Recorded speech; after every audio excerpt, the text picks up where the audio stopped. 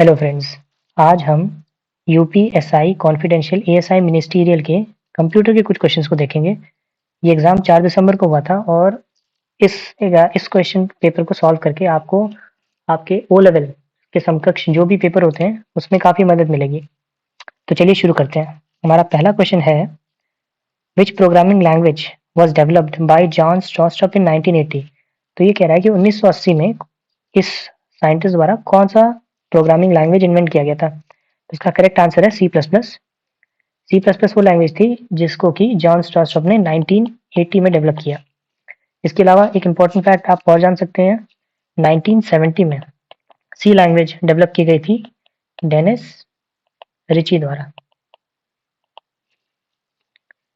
और एक और फैक्ट अगर आप जानना चाहें तो 1990 में जावा सॉफ्टवेयर डेवलप किया गया था सन माइक्रो सिस्टम द्वारा।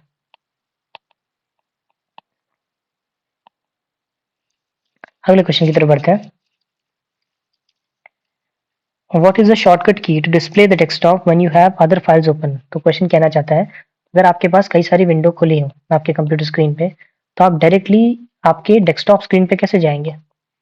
तो उसके लिए हमारे पास एक विंडो बटन होता है कंप्यूटर में, उसको प्लस डी बटन, मतलब पहले आपको विंडो बटन दबाना है फिर डी दबाना है, तो आप सीधे अपने डेस्कटॉप पे आ जाएंगे। तो करेक्ट आंसर है विंडो प्लस डी बटन। इस बटन को दबा के आप सीधे डेस्कटॉप पे पहुंच जाएंगे। अगले क्वेश्चन की तरफ बढ़ते हैं। What is the common port of post office protocol. तो सबसे पहले पोर्ट क्या होता है। पोर्ट जब आप इंटरनेट पे कोई चीज रिक्वेस्ट करते हैं तो एक आइडेंटिफायर का काम करता है, मतलब वो किस चीज से रिलेटेड है। तो पोस्ट ऑफिस प्रोटोकॉल एक्चुअली में एक मेल का प्रोटोकॉल है जिसका इस्तेमाल जीमेल करता है। इसका करेक्ट आंसर है 110। ये प्रोटोकॉल पोस्ट ऑफिस प्रोटोकॉल इस्तेमाल करता है। इसके अलावा इसका एक सिक्योर प्रोटोकॉल भी है जो कि 995 है। कभी कभी ये भी पूछ सकते हैं एग्जाम में, सिक्योर प्रोटोकॉल क्या है पोस्ट ऑफिस प्रोटोकॉल का, तो वो है 995। इसके अलावा जो एक और क्वेश्चन जो बहुत पूछा जाता है वो है HTTP, इसका पोर्ट क्या है। तो इसका पोर्ट होता है 80 और इसका HTTPS, इसका पोर्ट होता है 443। ये क्वेश्चन कई बार आ चुका है। इसके अलावा एक IMAP भी होता है, IMAP, जिसे कि हम कहते हैं इंटरनेट मेल एक्सेस प्रोटोकॉल। इसका पोर्ट होता है 143 और इसका सिक्योर पोर्ट जो होता है वो होता है 993। अगले क्वेश्चन की तरफ बढ़ते हैं। Stereo images are commonly used for. कह रहा है कि स्टेरियो इमेजेस का इस्तेमाल कहाँ होता है। तो ये जो 3D फोटोज होती हैं कैड में जो डिजाइन होते हैं उसके लिए स्टेरियो इमेजेस का इस्तेमाल किया जाता है। इसका करेक्ट आंसर है डेप्थ परसेप्शन। डेप्थ परसेप्शन मतलब चित्र में गहराई। जैसे आप 3D फोटो में आपको लगता है कि एक्चुअल में 3 डायमेंशनल है, रियल में दिखाई दे रही है, उसी को डेप्थ परसेप्शन कहते हैं। अगले क्वेश्चन की तरफ बढ़ते हैं। What does a circle in flow chart indicate. तो जो फ्लो चार्ट, सबसे पहले फ्लो चार्ट क्या होता है। कोई भी आप एक प्रोग्रामिंग, अगर आप एक प्रोग्राम लिख रहे हैं तो उसे एक फ्लो चार्ट के जरिए दर्शाते हैं, मतलब आपका प्रोग्राम कैसे कैसे काम करेगा। तो उसके लिए कुछ उसके इंडिकेटर्स होते हैं, जैसे कि इसमें पूछा जा रहा है कि सर्कल क्या इंडिकेट करता है फ्लो चार्ट में। तो सर्कल जो होता है वो एक कनेक्टर का काम करता है। इसी तरह कुछ इसके और भी कंपोनेंट होते हैं, जैसे कि ये प्रोसेस है तो प्रोसेस को हम बॉक्स से डिनोट करते हैं। टर्मिनेटर को हम ऐसे एक इस तरह के शेप से डिनोट करते हैं। स्टार्ट को और टर्मिनेट को स्टार्ट के लिए भी इस्तेमाल होता है ये। इसी तरह एक डिसीजन ब्लॉक होता है जो कि कुछ ऐसा डायमंड शेप का होता है। इसके अलावा अगर आप अगर ये एनोटेशन का देखें, एनोटेशन माने कमेंट ही होता है, इसका कुछ ऐसा सा साइन होता है, कमेंट या एनोटेशन।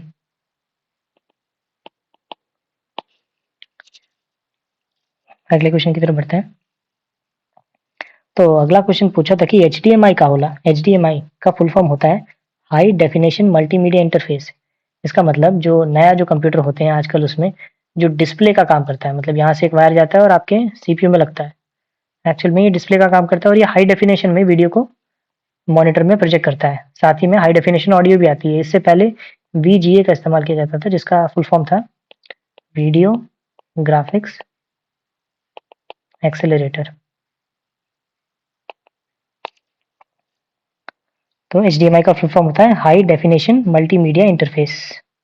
मॉडर्न डिवाइस में इस्तेमाल किया जाता है HD फोटोज 4K 8K, इन सब का इस्तेमाल, इस सबको हम HDMI की मदद से ही देख पाते हैं। पुराना जो VGA था उसकी 640 इंटू 480 का ही उसका कैपेसिटी था, इससे ज़्यादा का वो वीडियो प्रोड्यूस कर पाने मुश्किल था उसमें, इस वजह से हमने एचडीएमआई का इस्तेमाल करना शुरू किया। अगले क्वेश्चन की तरफ बढ़ते हैं, which is what does EIS stands for in IT management. तो ये एक ईआईएस का मतलब, ईआईएस एक्चुअल में एक बहुत बड़ा एक सॉफ्टवेयर होता है जो कि किसी ऑर्गेनाइजेशन में क्या किस तरह की डेवलपमेंट कर रही है, कैसे वो अपने प्रोडक्शन को बढ़ा सकते हैं, अपने कॉस्ट कम कर सकते हैं, उन सारी चीज़ों के लिए मदद करता है। इसका फुल फॉर्म होता है, इसका full form executive, let's see, executive information system. ये एक तरह का सॉफ्टवेयर है, बड़ा सॉफ्टवेयर, जिससे कि कोई भी बड़ी कंपनी अपने अपनी कंपनी के प्रोडक्शन को, अपनी कंपनी को स्केल अप कर सकते हैं, तो उनके जो भी लॉसेस हैं उसको एनालाइज कर सकते हैं। मतलब एक तरह का आर्टिफिशियल इंटेलिजेंस सॉफ्टवेयर होता है जो उनको मदद करता है काफ़ी सारी चीज़ों में।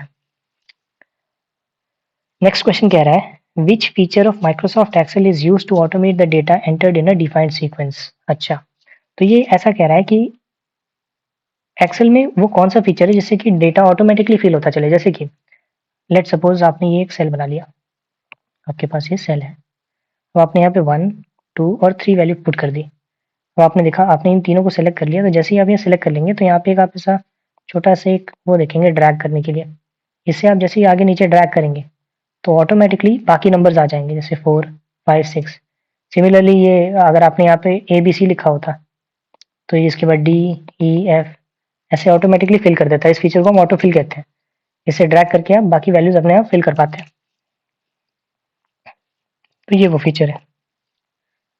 अगले क्वेश्चन की तरफ बढ़ते हैं। एक और MS एक्सेल का क्वेश्चन है, in MX Excel which function calculates the largest value in a set of numbers. तो जैसे कि 1, 5, 8, 7, 10 इस तरह के कुछ नंबर्स हैं आपके अलग अलग सेल्स में, तो आपको इनमें से लार्जेस्ट वैल्यू पता करना है, तो इनमें से आप कौन सा फॉर्मूला इस्तेमाल करेंगे।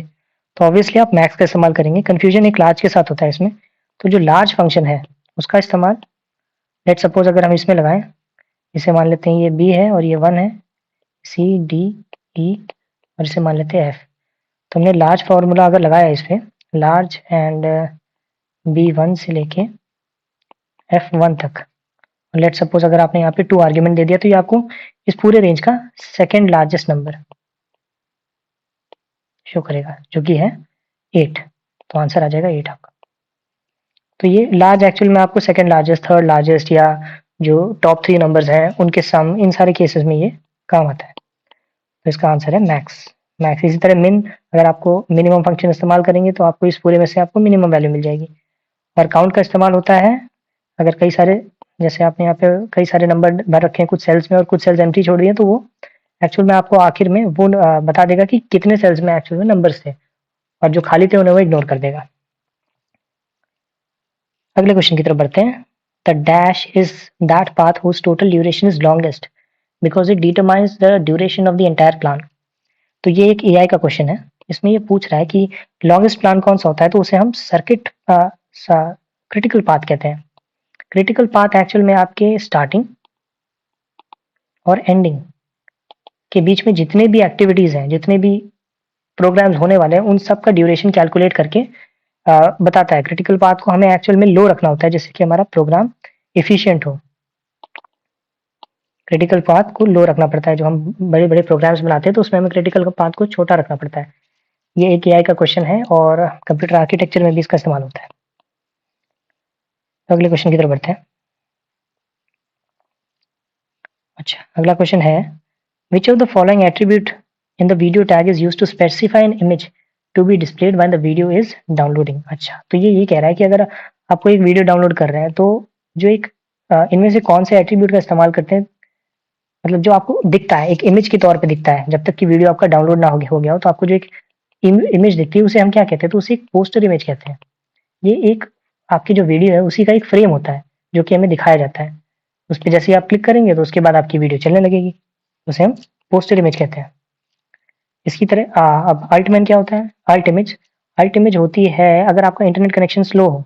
लेट सपोज ये कोई फोटो है, और अगर आप इस पे क्लिक कर रहे हैं लेकिन कुछ खोल के ना आके ये इमेज लिख के आ रहा है, तो उसे हम अल्ट इमेज कहते हैं। मतलब स्लो कनेक्शन की वजह से कई बार इमेज नहीं खुल पाती, उसकी जगह पे आपको कोई टेक्स्ट दिखने लगता है, उसे हम कहते हैं अल्ट इमेज।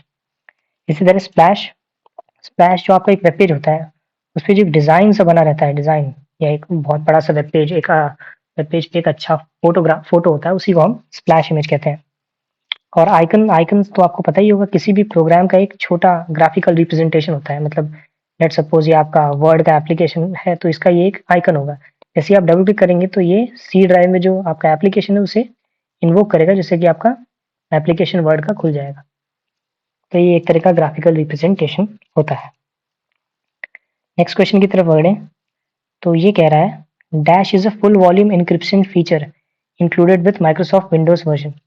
हिंदी में भी आप इस क्वेश्चन का वर्जन पढ़ सकते हैं, मैं इंग्लिश में पढ़ रहा हूँ बट मैं आपको हिंदी में भी एक्सप्लेन कर दूंगा। तो ये कह रहा है कि माइक्रोसॉफ्ट विंडोज के अंदर इंक्रिप्शन वाले फीचर जो पहले से इनबिल्ट होता है, मतलब कंप्यूटर सिस्टम में इंक्रिप्शन मतलब होता है कि अगर आप कोई चीज़ लॉक करके रखनी है, जैसे कि आप फोन में, अगर आपने फोन में ऐप लॉक या इस तरह करके कोई ऐप यूज किया होगा, तो वही ऐसा फीचर अगर आपको कंप्यूटर में आपकी जो 3 ड्राइव होती हैं, SSC, डी और ई ड्राइव, तो इनमें से किसी ड्राइव को लॉक करना है, तो उसके लिए आप कौन सा फीचर इस्तेमाल करेंगे, तो वो बिट लॉकर है। बिट लॉकर से एक बार भी आप किसी एक को इनक्रिप्ट कर देंगे, तो जब तक कि आप कोई पासवर्ड नहीं डालेंगे आपका ड्राइव नहीं खुलेगा। तो ये बिट लॉकर के इस्तेमाल से होता है। टास्क शेड्यूलर एक तरह का प्रोग्राम होता है जो आपके अलग अलग टास्क को शेड्यूल करता है, मतलब कुछ कुछ टाइम पे क्या क्या होगा, उसे हम टास्क शेड्यूलर कहते हैं। डिफेंडर एक तरह का विंडोज के अंदर इनबिल्ट सिक्योरिटी वाला फंक्शन है, जिससे कि वह, मतलब अगर आपके पास एंटीवायरस नहीं भी है तो डिफेंडर आपके लिए काम कर जाएगा। तो इनबिल्ट फीचर है, ये विंडोज 7 और उसके आगे के वर्जन में आता है। और रजिस्ट्री एडिटर वो होता है, जैसे कि आप REGEDIT रन पे अगर आप लिखें तो ये खुल जाएगा। सारे जो सॉफ्टवेयर इंस्टॉल होते हैं उन सबकी एक तरह की रजिस्ट्री में रजिस्ट्री बनाई जाती है, उसी के एडिटर को हम रजिस्ट्री एडिटर कहते हैं।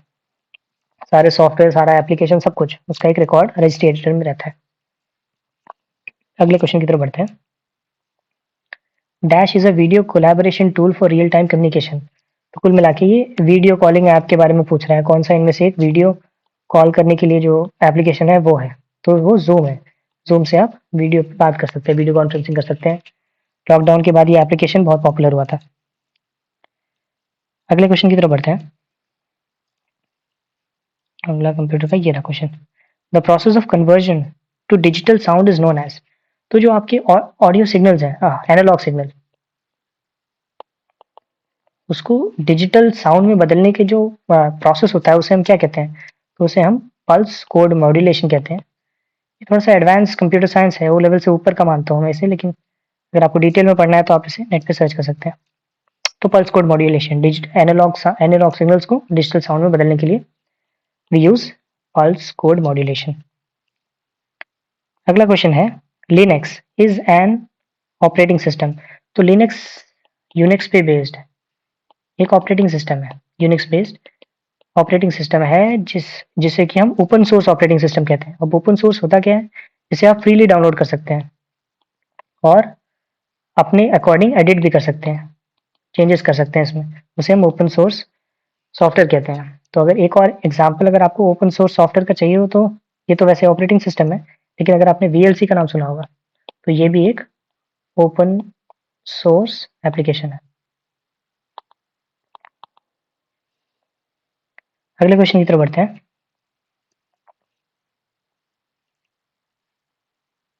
तो ये रहा, विच of the following is a valid email. ये ईमेल के बारे में पूछा जा रहा है, तो कह रहा है कि इनमें से वैलिड ईमेल कौन सा है। तो देखिए, ईमेल में आपको सबसे पहले वैसे तो सबसे पहले एक इंटरेस्टिंग फैक्ट ये आप जान सकते हैं कि रे टॉमलिंसन वो थे जिन्होंने ईमेल का आविष्कार किया था, पहली बार ईमेल भेजा था, और इन्होंने @ का इस्तेमाल शुरुआत की थी। मतलब पहले आपका ईमेल का जो भी डिजायर्ड नाम है और उसके बाद कंपनी का नाम। तो सबसे पहले ईमेल में @ होना चाहिए, वो इसमें नहीं है, वो इसमें नहीं है। अब इसमें ईमेल में @ है, बट ईमेल के साथ .com, .in, .org करके एक्सटेंशन होना चाहिए, जो कि हम इसमें नहीं देख पा रहे, तो हमारा करेक्ट आंसर हो जाएगा ये। अगले क्वेश्चन की तरफ बढ़ते हैं। The devices such as plotter, projector and printer are examples of. तो प्लॉटर, प्रोजेक्टर, प्रिंटर, ये किस तरह के एग्जांपल है। अब देखिए, प्लॉटर एक तरह का प्रिंटर होता है पुराना, प्रिंटर तो प्रिंटर है ही, एंड प्रोजेक्टर ये भी आउटपुट देता है। तो ये सारे के सारे किसी न किसी तरह से आउटपुट दे रहे हैं, तो ये एक आउटपुट डिवाइसेस हुए। अगले क्वेश्चन की तरफ बढ़ते हैं। An electronic digital programmable computer device that was used to break German ciphers during World War II was called? तो ये वर्ल्ड वॉर सेकेंड जो कि 1 सितंबर 1939 से 2 सितंबर 1945 तक चली थी।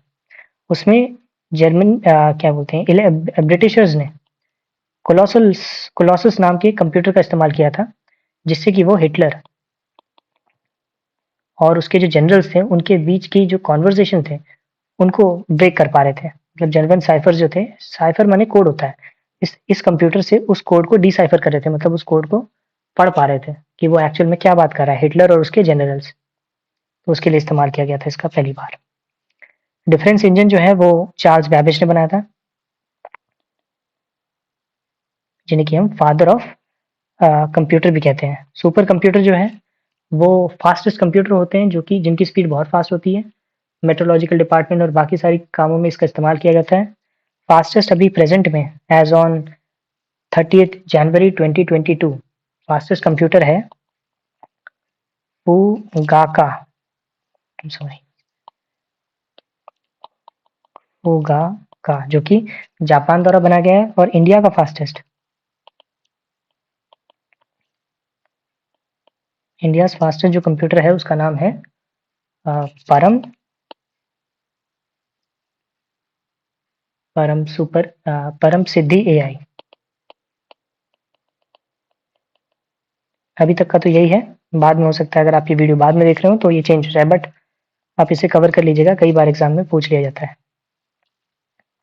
नेक्स्ट क्वेश्चन की तरफ बढ़ते हैं। ये है verification of a login name and password on a computer is known as. तो कंप्यूटर में जब भी आप ईमेल आईडी और पासवर्ड डालते हैं, आईडी पासवर्ड, तो जो वेरिफिकेशन प्रोसेस होता है उसे हम क्या कहते हैं? तो उसे हम ऑथेंटिकेशन कहते हैं, प्रमाणीकरण। इसमें होता क्या है, जैसे ही आप अपना पासवर्ड एंटर करते हैं तो वो एक हैश कन्वर्ट हो जाता है किसी डिजिटल मतलब एक तरह के हैश फॉर्मेट में, और फिर वो जो भी सर्वर है वहाँ पे जाके वेरीफाई करता है, वहाँ पे भी वो एक किसी कन्वर्टेड फॉर्मेट में होता है। अगर ये दोनों चीज़ मैच करती है तो आपको ऑथेंटिकेट करके आगे प्रोसीड करने दिया जाता है, नहीं करती है तो इनकरेक्ट पासवर्ड देके आपको फिर से एक्सेस करने को कहा जाता है। अगले क्वेश्चन की तरफ बढ़ते हैं। The environment in which the action perform cannot be numbered is said to be dash environment. तो ये भी एक एआई का क्वेश्चन है। तो ये उस तरह के मतलब एक उस तरह के एनवायरमेंट की बात कर रहा है जहाँ पे जो एक्शंस हैं उनकी कोई गिनती नहीं होती। तो उस तरह के एनवायरमेंट को हम एक कंटिन्यूअस एनवायरमेंट कहते हैं। मैं आपको एग्जांपल देता हूँ। एक फाइनाइट एनवायरमेंट होता है, जैसे कि लेट सपोज आप ऑनलाइन चेस का गेम खेल रहे हैं। तो ये जो चेस का गेम होता है इसमें तभी एक काउंटेबल अमाउंट ऑफ मूव्स होंगे, मतलब इसे हम काउंट कर सकते हैं, तो उसे हम फाइनाइट एनवायरमेंट कहेंगे। वेरएज़ हमारे पास एक कंटिन्यूअस एनवायरमेंट होता है, जैसे कि सेल्फ ड्राइविंग कार। इस तरह की कार्स में कोई भी नंबर ऑफ एक्शंस जो होते हैं वो इनफाइनाइट होते हैं। हमें नहीं पता कि ये कितने एक्शंस ले सकता है, मतलब हर बार एक्शंस बदले जाएंगे, तो इस वजह से हम उसे कंटिन्यूअस एनवायरमेंट का एग्जांपल, मतलब कंटिन्यूअस एनवायरमेंट कहते हैं। अगले क्वेश्चन की तरफ बढ़ते हैं। Which of the following is Microsoft web based mail server. तो इनमें से कौन सा माइक्रोसॉफ्ट का वेब बेस्ड मेल सर्वर है? तो वो हॉटमेल है। हॉटमेल को प्रेजेंटली हम आउटलुक कहते हैं। हॉटमेल जो है एक्चुअल में दो लोग द्वारा बनाया गया था। उनमें से एक थे सबीर भाटिया और दूसरे थे जैक स्मिथ। इन्होंने इसे 1996 में बनाया था, बाद में माइक्रोसॉफ्ट ने इसे एक्वायर कर लिया था, तो अब इसे आउटलुक कहते हैं। अगले क्वेश्चन की तरफ चलते हैं। The application use for viewing web pages is known as. तो वेब पेज को देखने के लिए कौन सा एप्लीकेशन का इस्तेमाल किया जाता है? तो उसका ब्राउजर का इस्तेमाल किया जाता है।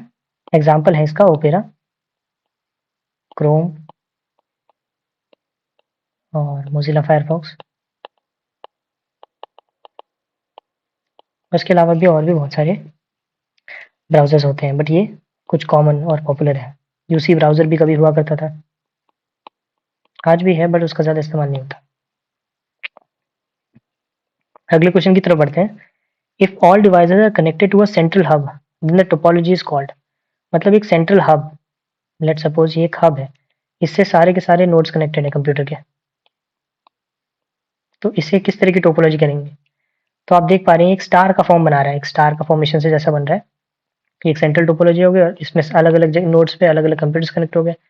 तो ये एक स्टार टोपोलॉजी का एग्जांपल है। इस तरह रिंग टोपोलॉजी में क्या होता है? कई सारे एक कंप्यूटर हर दो कंप्यूटर से कनेक्टेड रहता है, उसे हम रिंग टोपोलॉजी कहते हैं। ट्री टोपोलॉजी क्या होता है? ट्री टोपोलॉजी में एक्चुअल में पहले आपको बस का टोपोलॉजी समझना पड़ेगा। बस टोपोलॉजी में 2 एंड्स होते हैं और उसके बाद कंप्यूटर्स कनेक्टेड रहते हैं। एक सेंट्रल लाइन होती है, उसी से सारे कंप्यूटर्स कनेक्टेड होते हैं। और वही ट्री टोपोलॉजी में क्या होता है? इसी में क्या बोलते हैं, स्टार टोपोलॉजी आ जाती है। तो ये एक सेंट्रल नोड हो जाएगा और इस पे मल्टीपल कंप्यूटर्स कनेक्ट हो जाएंगे, तो ये ट्री टोपोलॉजी हो जाएगा।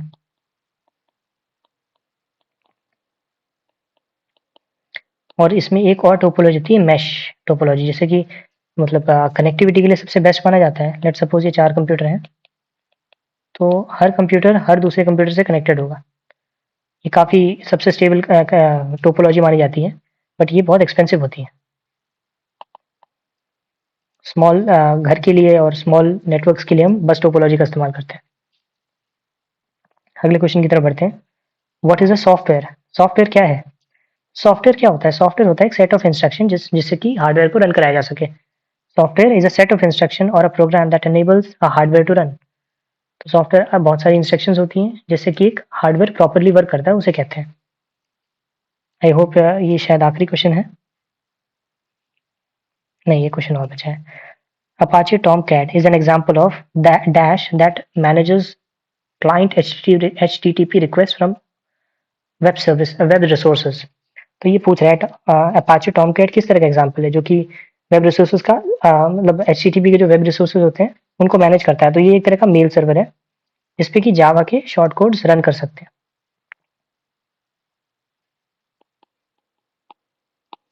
तरह का जावा के शॉर्ट कोड को रन कराने के लिए Apache Tomcat वेब सर्वर का इस्तेमाल किया जाता है। वेब सर्वर है ये। सो आई होप आपको कुछ समझ आया होगा। आप जो भी अगर कोई आपको किसी क्वेश्चन में आपत्ति हो तो कमेंट कीजिएगा। वीडियो में अंत तक बने रहने के लिए बहुत बहुत धन्यवाद।